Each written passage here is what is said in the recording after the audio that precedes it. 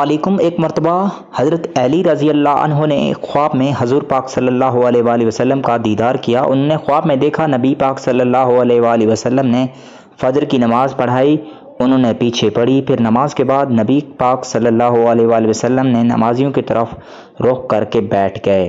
اسی دوران ایک عورت آئی، اس نے کھجوروں سے بھرا ہوا تھال نبی پاک صلی اللہ علیہ وسلم کو پیش کیا اور نبی پاک صلی اللہ علیہ وسلم نے اس میں سے 2 کھجوریں لے کر حضرت علی رضی اللہ عنہ کو کھانے کے لیے دے دیں۔ جب انہوں نے وہ کھجوریں کھائی تو انہیں بڑا مزہ آیا۔ اس دوران ان کی آنکھ کھل گئی، انہیں خواب دیکھنے کا بھی بڑا مزہ آیا۔ ایک تو نبی پاک صلی اللہ علیہ وسلم کا دیدار ہوا، دوسرا ان کے پیچھے نماز پڑھی اور تیسرا ان کے ہاتھوں سے کھجوریں بھی کھائی۔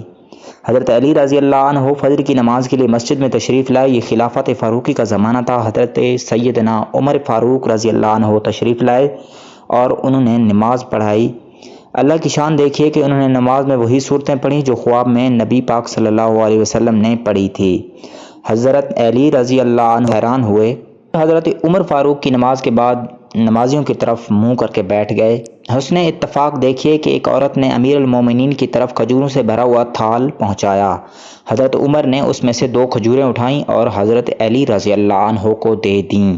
جب انہوں نے کھجوریں کھائیں تو ان کا بڑا دل خوش ہوا۔ 2 کھجوریں کھانے کے بعد انہوں نے حضرت امیر المومنین سے کہا مجھے اور بھی دے دیں۔ اس بات پر حضرت عمر مسکرائے اور فرمانے لگے اگر آپ کو خواب میں نبی پاک صلی اللہ علیہ وسلم نے بھی اور دی ہوتی تو میں بھی اور عطا کر دیتا۔ سبحان اللہ، یہ نور فراست ہوتا ہے جو تقوی کی بنا پر انسان کو حاصل ہوتا ہے۔ یہ نعمت ہر بندے کو نصیب نہیں ہوتی۔ تو دوستو، کیسی لگی آج کی ہماری کاوش؟ اگر پسند آئے تو اسے اپنے دوستوں کے ساتھ شیئر ضرور کریں اور مزید ایسی بہترین کہانیوں کے لیے ہمارے چینل کو سبسکرائب کریں۔ تھینکس فار واچنگ، شکریہ۔